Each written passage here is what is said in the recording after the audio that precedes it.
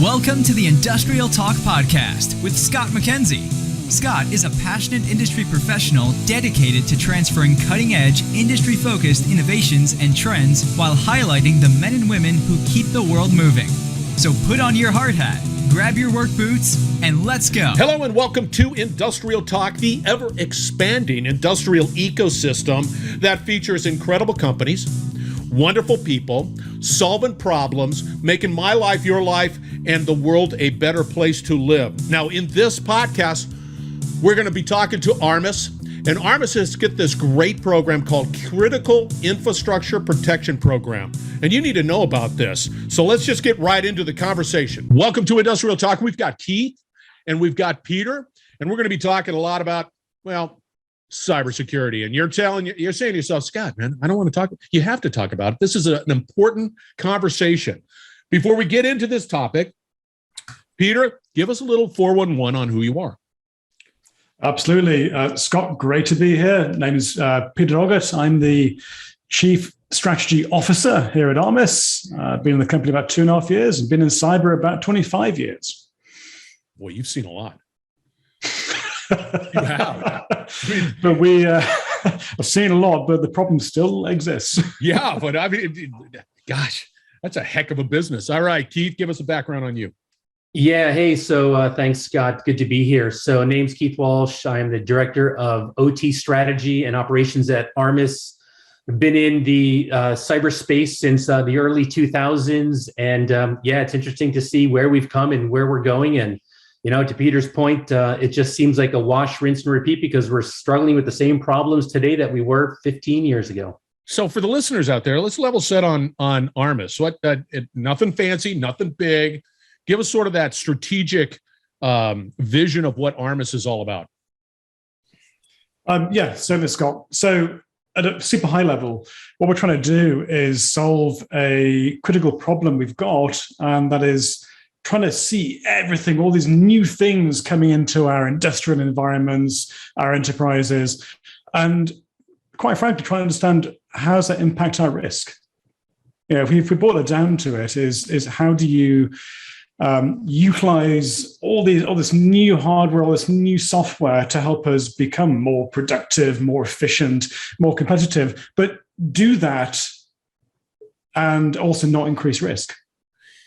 Yeah, see, this whole digital transformation conversation, which is out there, man. Everybody's chirping about it. Everybody's saying, I got to be a part of it. I've got to do this and that and the other thing.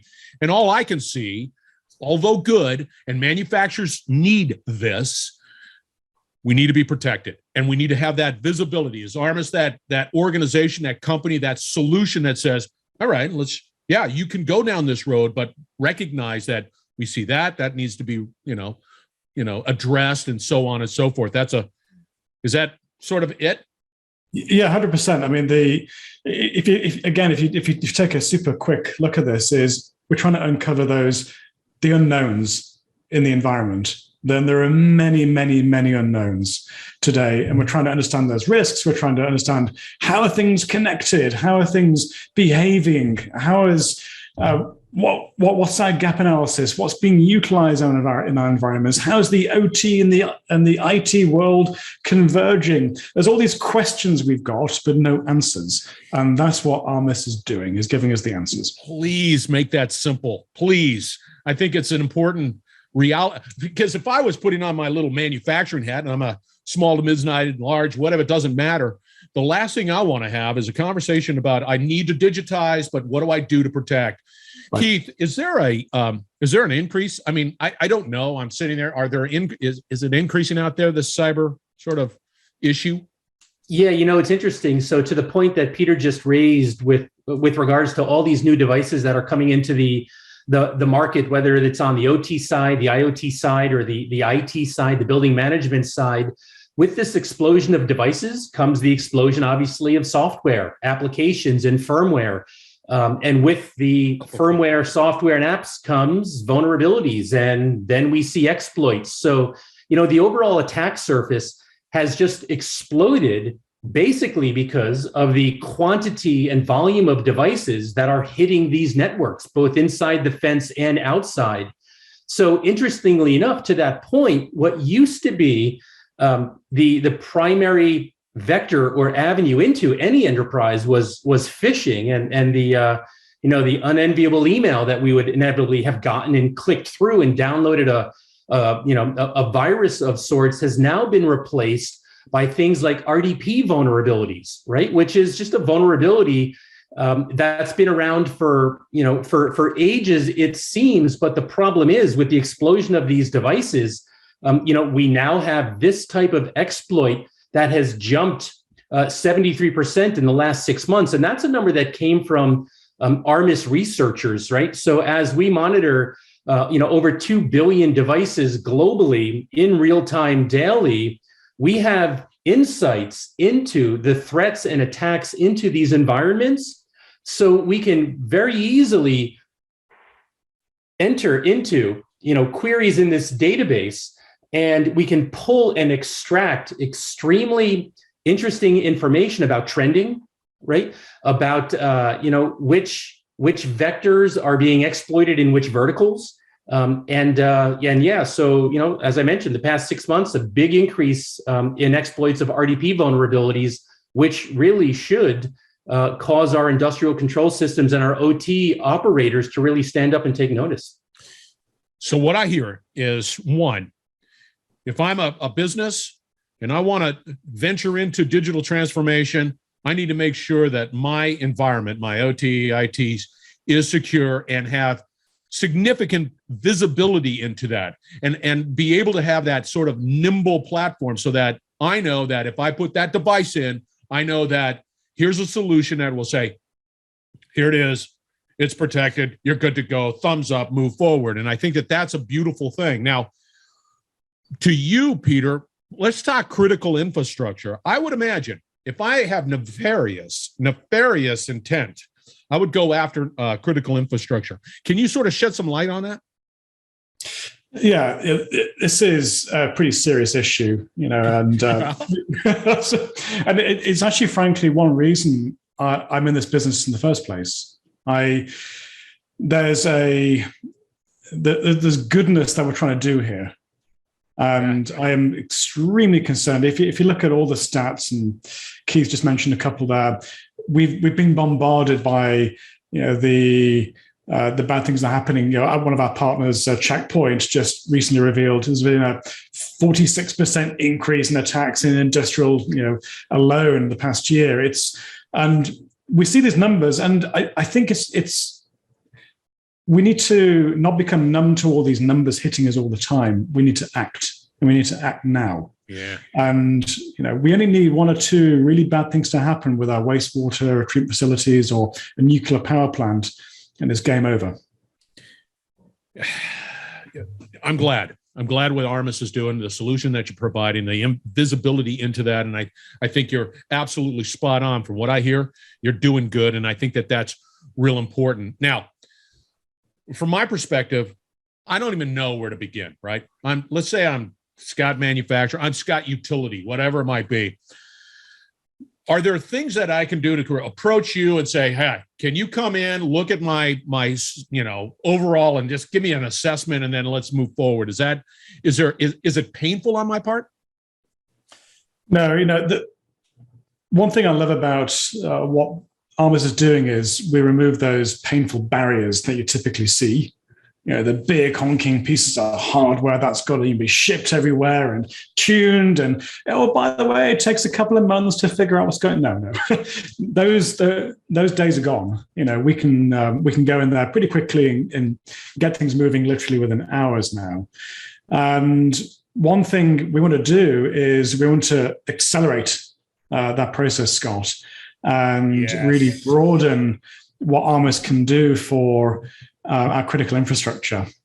And we wanted to sort of share some news with you today about that.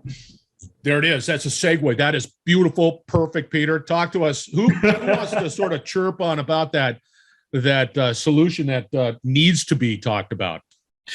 Yeah, and I think our US government and CISA have done a great job with trying to bring together the private and public sector working together. And I think that is a great thing that should happen. And we want to help that. We want to help Jenny Easterly's team and CISA and the Shields Up program.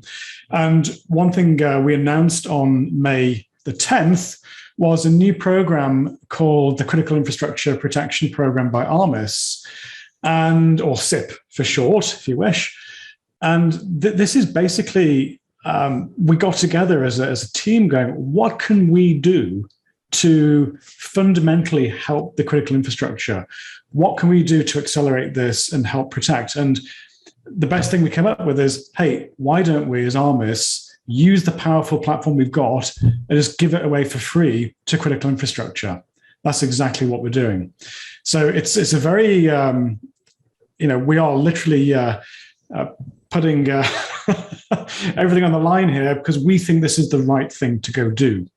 So CIPP, the program will be going live, as I say, on May 10th, and it's going to allow a lot of the critical infrastructure like marine ports, the power generation, utilities to go and use the Armis platform for basically all of 2022 or 6 months. And we want them to go and use it. We want to remove those barriers. We want to make sure that they can get access to our software, our machine learning, our backend, our 2 billion plus knowledge base of assets.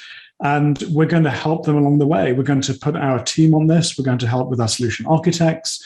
We're going to get it up and running. So, we want to do the right thing, and for both not here and homeland, but also all critical infrastructure and all NATO countries. It's bold and the price is right. The price is definitely right. You can run with that. And if you want to put that on a bumper sticker, you go right ahead. We're going to have to wrap it up.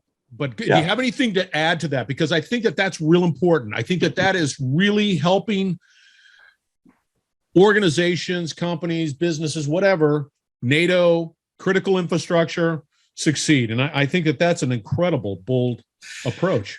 It is, and we're not alone, Scott. We've also brought with us an incredible partner to help us with CIPP. That partner is Kroll, and your audience is probably very familiar with Kroll as being a leading provider in cyber risk and governance, and they've got an amazing cyber risk practice. And they are plugged in, they're trained up, they can go and literally use all the asset intelligence and threats and risks from Armis, all that data, and do 24/7 incident response. So if you're a water treatment facility and we see something bad happening, they can swoop in within seconds, grab that data, understand what's going on, and help remediate. I'm telling you, this is another conversation. I know that we have to sort of wrap this conversation up because we've got to. Kroll, that's Kroll. I want to make sure that listeners understand that. And that is a relationship, a partnership with between Armis and Kroll. Is that correct? That's correct. Just making it even more, beautiful. Yeah, so conceptually, right, the idea is that this problem isn't solved via a single vendor, right? All vendors have strengths, all vendors bring different things to the table. So, approaching this as, an ecosystem to solve what faces us in 2022, we feel this is the best way to really jumpstart this type of program inside of this type of environment that we find ourselves in. To Peter's point, Kroll brings an incredible amount of history with them, and the capabilities that they can augment what Armis does fits perfectly. And we fully expect to engage additional vendors as we move forward, because as I mentioned, all vendors have strengths. Armis being the foundation of discovering what all these devices are, their risks, their threats, their vulnerabilities, the connections that they make, and then feeding that seamlessly into Kroll to do incident response and forensics is just a perfect fit, and it really works hand in glove. See, I love and I believe that this is more apt today than ever before. There needs to be the speed of innovation, the speed of technology. There has to be a consistent and continuous education.